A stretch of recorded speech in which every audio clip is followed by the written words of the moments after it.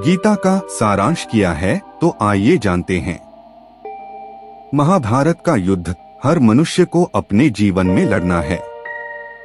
जब तक नहीं लड़ोगे तब तक मुक्त नहीं होगे। परंतु ये युद्ध लड़ना कहाँ है? तो श्री कृष्ण ने 13वें अध्याय में बताया कि यह शरीर ही वह क्षेत्र है जहाँ यह युद्ध होता है। अब प्रश्न है कि शरीर में किससे युद्ध करना है? तो शरीर में दो सेनाएं हैं, एक पांडव अर्थात पुण्यमयी और एक कौरव अर्थात पापी। इनमें प्रत्येक योद्धा उपस्थित है और वो इस प्रकार है। अभिमन्यु अर्थात अभय मन, वह मन जिसमें अब भय नहीं हो, जो भय से मुक्त है। अभिमन्यु अर्जुन का पुत्र है, अर्जुन से उत्पन्न हुआ है। अर्जुन का अर्थ है अनुराग। मनुष्य का इष्ट के प्रति राग ही अनुराग कहलाता है। उसी अनुराग से अभिमन्यु अर्थात अभय मन होता है। ध्यान रहे कि मन तो पहले ही है, परंतु पहले उसमें भय था, परंतु अनुराग ने उसे अभय बना दिया। जब भक्ति करते हैं तो मन भय से परे कर दिया जाता है। अब भय तो उस मन में है ही नहीं। उधर देखे तो भीष्म का अर्थ है भ्रम। यह बड़ा भयंकर योद्धा है, समस्त कौरवों का सेनापति है। यह भ्रम ही है। मनुष्य को जब तक इस संसार के मायाजाल का पता नहीं लगता तब तक भ्रम बड़ी तबाही करता है। परंतु अनुराग अर्थात अर्जुन उसे अपने धनुष से बाणों की शैया पर लिटा देता है।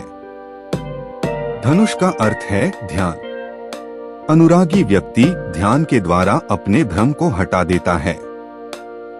परंतु उसके बाद सेनापति होते हैं द्रोण। द्रोण का अर्थ है द्वैत। जब तक यह लगता है कि मैं ईश्वर से अलग हूँ, उसे ही द्वैत कहते हैं। यह बड़ा षड्यंत्रकारी है, अलग अलग व्यूह बनाता है, चक्रव्यूह भी बनाता है।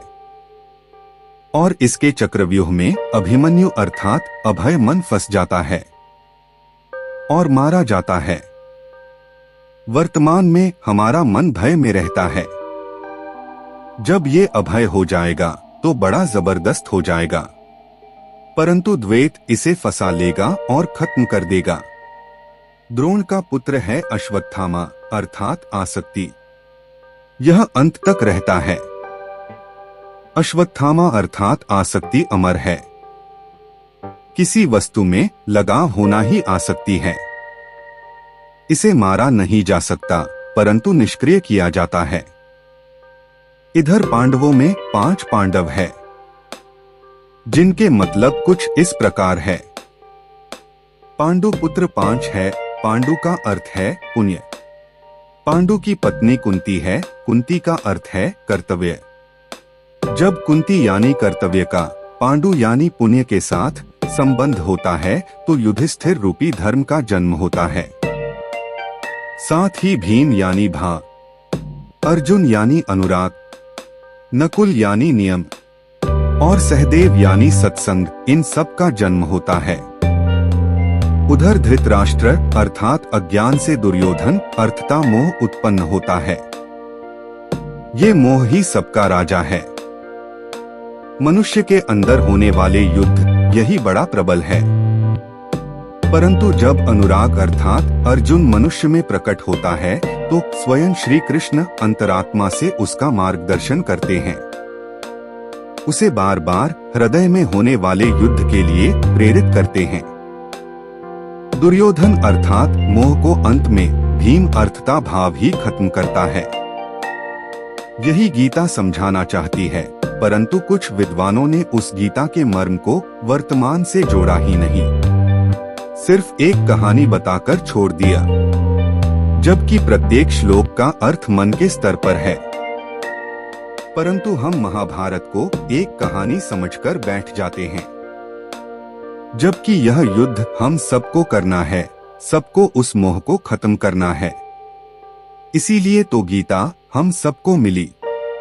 वरना अर्जुन तक ही रह जाती। परंतु भाषा विद्वानों ने इसका सिर्फ भाष्य ही किया है, कभी भाव तक नहीं पहुंचे। गीता अर्थ मन के स्तर पर है।